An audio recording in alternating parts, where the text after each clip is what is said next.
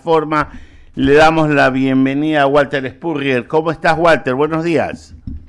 Muy buenos días, Ramiro. Buenos días con todos ustedes, con Javier, con Enrique.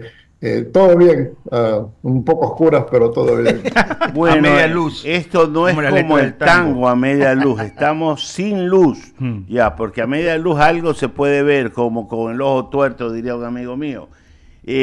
Walter, para mí es inconcebible, es impresentable, es inaudito, no tiene ningún tipo de análisis que se le vaya a cortar la energía al sector industrial por 10 horas seguidas de manera inconsulta, si hubiera un plan alternativo, opciones, descripción de la crisis para ver las mejores soluciones.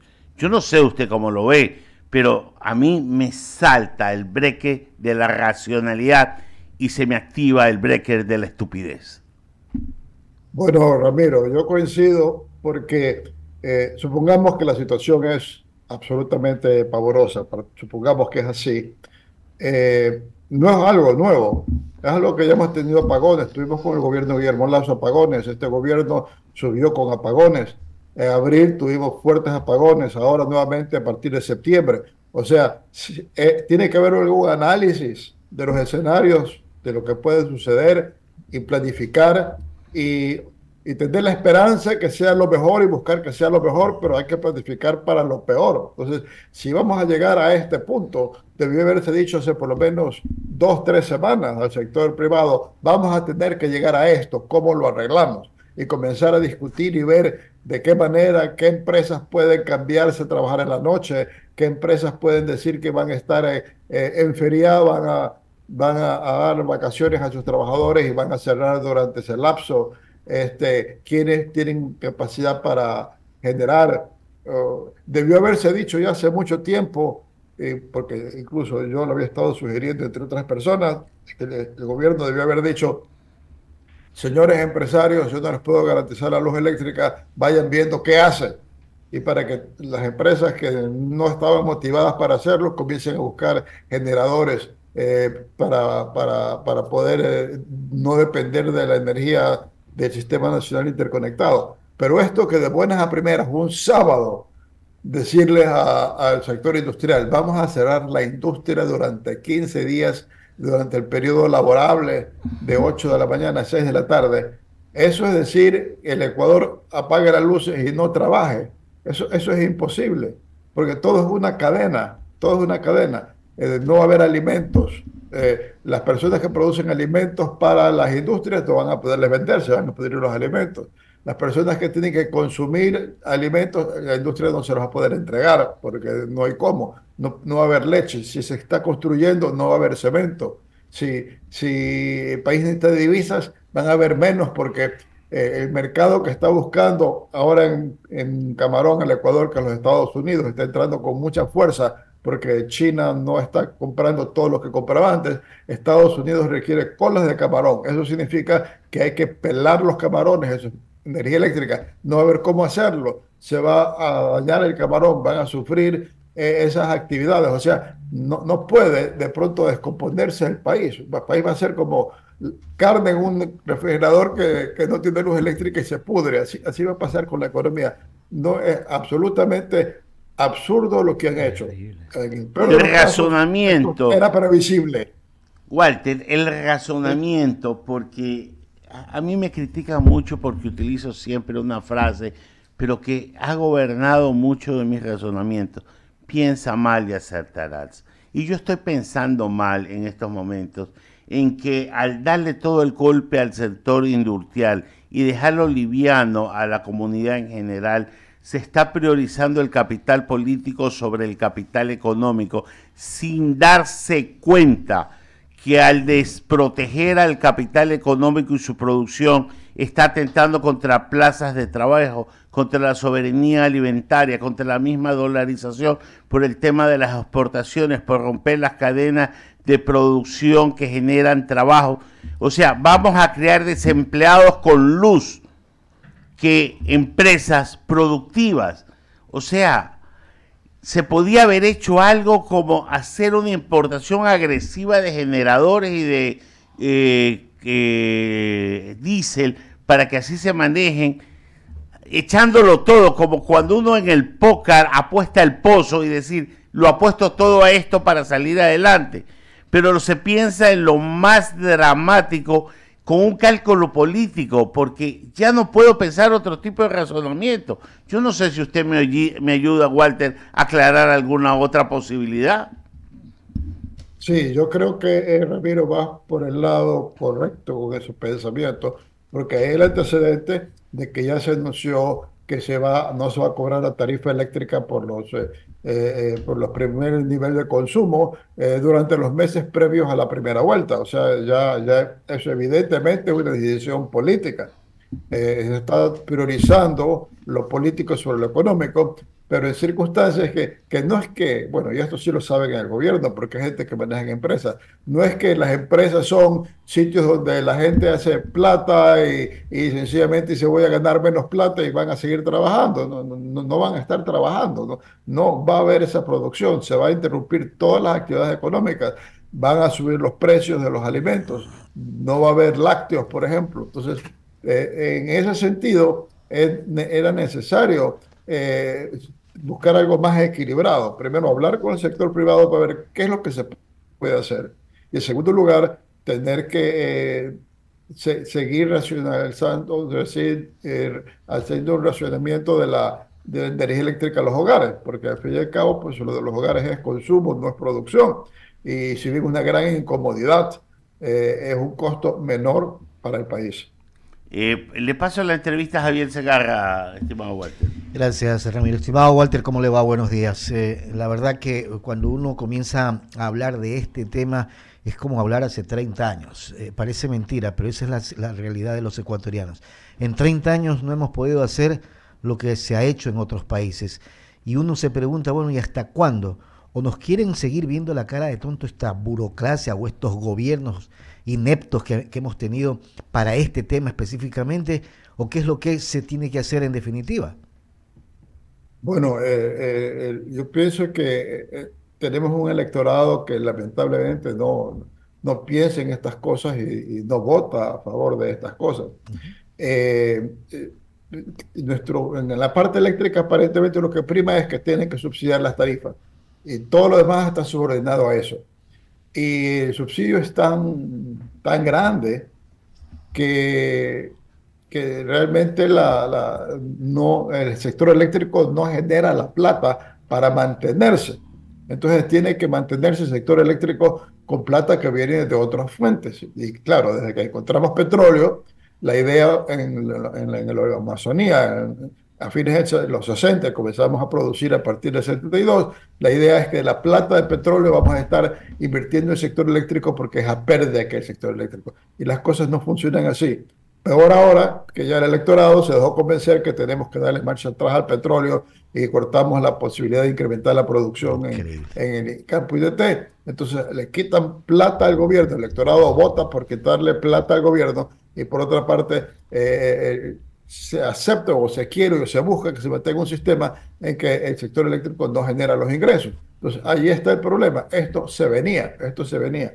Además, es un estado que desde el año 2014, que cayó el precio del petróleo y que tuvimos unos años de algo de respiro con un endeudamiento brutal en el exterior, está quebrado. Entonces, hay que ir a una apertura económica, hay que poner el marco para que haya inversión privada, capitales hay en el mundo, empresas que saben manejar sistemas eléctricos hay, empresas que tienen los equipos para invertir y venderlos o invertirlos, traerlos al país y después recuperarlo con la venta, lo hay. Es cuestión de reformarnos y el país puede salir adelante. Nosotros tenemos mucha virtualidad para salir adelante, pero nos enredamos en esto. Y luego, a partir del año 17, estamos con una votación fuerte para el correísmo, que lo que busca es que fracase todo para ellos decir regresamos como salvadores. Entonces, tampoco hay la colaboración que debe haber. Todas las fuerzas políticas tienen que colaborar para encontrar solución a los problemas. No es una cuestión ideológica, es una cuestión de que no podemos estar en contra de las soluciones. y no los damos, seguimos en estas peleas, seguimos en estas trabas. La última ley que se mandó no bastó, ahora hay que mandar una nueva ley, hay que ver si la aprueban. El tema es ese, no nos podemos poner, no podemos votar por gente que se ponga de acuerdo a dar las soluciones que son evidentes, que están allí para salir del problema. En definitiva, falta de políticas de Estado para el sector eléctrico. Un electorado que le da lo mismo votar por A o por B, y eso ha generado una situación adversa desde el punto de vista del desarrollo del país. Absolutamente, Javier, lo ha sintetizado muy bien. Y eso entonces, cuando uno comienza a analizar países como Perú, como Colombia, que pese a sus problemas, tienen una inversión fuerte, tienen una generación eléctrica que les permite de alguna u otra manera estar en condiciones adecuadas, uno dice, pero ¿qué pasa en este paisito tan pequeño en la que no nos podemos poner de acuerdo? Así es, o sea, en el Perú, con Fujimori, Uh-huh. que bueno, Fujimori tuvo su lado negro, tuvo el asunto de la corrupción, el asunto de la persecución política, pero Fujimori, que fue un candidato populista, cuando llega al poder derrotando al candidato liberal, que era Mario Vargas, adopta el proyecto de Mario Vargas y reforma la economía del Perú aprovechando que era una presidencia muy fuerte. Y ahora en el Perú, que la política es un desastre y de peleas tremendas, los políticos no tocan la economía, mantienen al mismo gerente del Banco Central, un hombre muy sólido, no dejan que funcione la economía y se pelean entre ellos, pero la economía sigue avanzando y sigue marchando y sigue yendo adelante. Ahora, cuando años atrás hablábamos si llegamos a tener una integración con el Perú, la industria y el capital pujante de Guayaquil iba a poder entrar al norte del Perú y prácticamente asentarse allí, porque somos mucho más desarrollados en nuestra parte del país de lo que es el norte del Perú.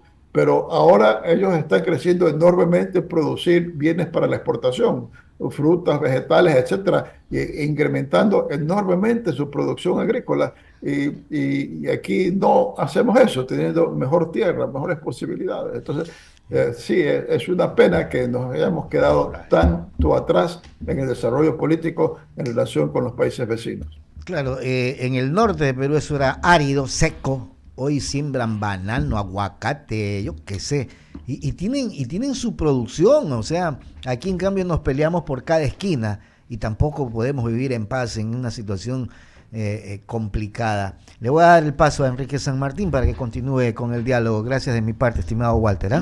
Gracias, Javier. Gracias, Javier. Sí, ayer veíamos con mucha preocupación esta reunión de empresarios a nivel y presidentes de cámaras de comercio a nivel nacional, una María Paz Hervis, presidente de la Cámara de Comercio de Ecuador, Miguel Ángel González, presidente de la Cámara de Comercio de Guayaquil, y de Industrias también. La verdad, a mí no me cabe esto que está sucediendo. Ellos son propositivos, están proponiendo, al igual que en la pandemia, la creación de una comisión de crisis permanente. Tienen ya un pliego de peticiones, lo presentaba María Paz Hervis, entre esas incentivar sobre todo al sector industrial. A medida que se les vaya dando soluciones a corto plazo para poder enfrentar esta adversidad. Y me llama la atención, como dije al inicio del espacio, porque no puede ser que ante esto que es tan evidente y que nos ha golpeado a los ecuatorianos, no solamente por un tema de seguridad, sino también por los racionamientos. Hay muchos negocios que se pierden, hay 500.000 litros diarios de leche que se están perdiendo, y la cantidad de consumo de queso, de yogur también ha disminuido significativamente porque es un derivado de la leche. La verdad, Walter, no entiendo porque lo poco que hay en este país para consumir, para producir, y lo poco que hay para generar empleo, también lo estamos acabando. Y no necesariamente, como señaló hace un momento, en el tema de algún determinado partido, movimiento o figura política en general. Sí, exacto. O sea, es inconcebible, como que han entrado en pánico, pero lo que más preocupa, ¿no? Es hace como un par de semanas nos decían, ya está lloviendo en Paute, ya está lloviendo en la Amazonía, ya vamos a bajar los racionamientos y crearon un ambiente de que ya fue pasajero el problema que tuvimos y ahora está peor que nunca. O sea, ¿cómo cambian ese mensaje? Yo debería haber mantenido el esquema de racionamiento que montaron inicialmente, mantenido todo el tiempo, y si en algún momento había más lluvia, pues subía un poco más el embalse de Paute y cuando las cosas se ponían mal, a lo mejor eso permitía mantener ese racionamiento sin empeorarlo. Pero de buenas a primeras, decirle a las empresas, vamos a parar la producción, o sea, es inconcebible. No sé cómo se les ocurrió eso, cómo reaccionan de esa manera. Están decidiendo las cosas día a día sin ver el futuro, sin planificar la acción ante una crisis que no se va a acabar mañana. El estiaje normalmente dura hasta marzo. Entonces, en ese sentido, no es aceptable lo que están haciendo y tienen que rectificar y tienen que ver de qué manera cambian las cosas porque no pueden estar apagando la economía. Una más de mi parte, Walter. Mauricio, no sé si quieras participar. Okay. No, solo saludar a okay. Walter, nada más, gracias. Una más, Walter, porque el gobierno está diciendo que lo hacen para preservar lo poco que queda en el embalse de Mazara y también lo poco que tienen también como backup, si se quiere, en energía. Entonces, sacrificar al sector industrial, eso es lo que no consigo. Y en verdad me da vueltas, me desconcierta. Así es, tendrían que hacer una cuestión mucho más balanceada, tenían que aceptar que se mantiene restricciones al sector residencial y a cierta restricción, por supuesto, al sector productivo también, pero no de pronto un cierre absoluto que no es factible para que la economía siga marchando y que los ecuatorianos podamos mantener nuestros niveles de ingresos, nuestro nivel de consumo dentro de las dificultades, pero igual sin el temor de que se cierren las fuentes de trabajo, de que haya desabastecimiento, aumento de precios, que es las cosas que se pueden estar viniendo. Walter, muchas gracias por participar con nosotros. Que tenga un buen día. Muchas gracias, saludos a todos. Gracias, Walter, por haber estado con nosotros esta mañana. Un buen día, ¿no? Son 5 para las 8, 7, perdón.